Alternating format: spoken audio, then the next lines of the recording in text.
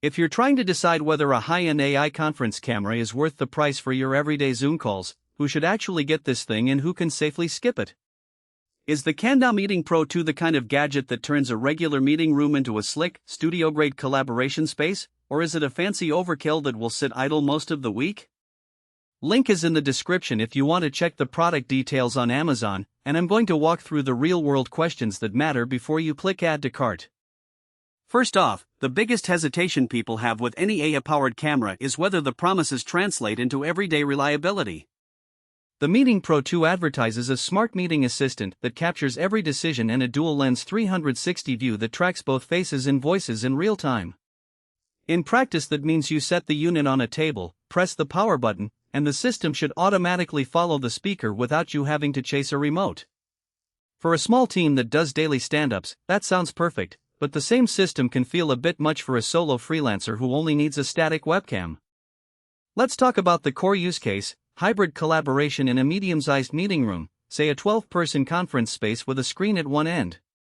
When you walk into the room, the camera's dual-lens setup captures a wide 360 panorama, then zooms in on the person who's speaking.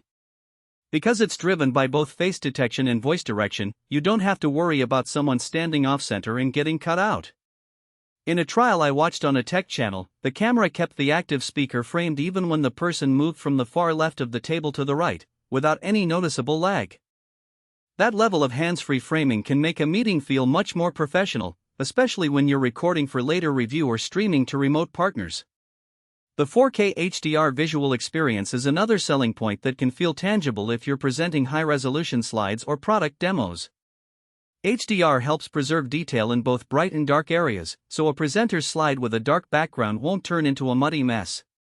In a well-lit office that already has decent ambient light, the HDR boost is subtle but noticeable. The colors look richer and the contrast feels more natural than a standard 1080p webcam. If your meetings happen in a dimly lit conference room, though, the low-light performance is where the camera's AI really steps in. The system uses the dual-lens sensor to brighten faces while keeping the background from blowing out, which is a step up from many consumer webcams that simply get grainy in darkness. That said, it's still not a replacement for proper lighting. You'll get a cleaner image if you add a soft LED panel or make sure the room isn't relying solely on ceiling fluorescence. Ease of use is a mixed bag. The hardware side is plug-and-play, a single power cable, an HDMI or USB-C output, and the unit boots up in under a minute.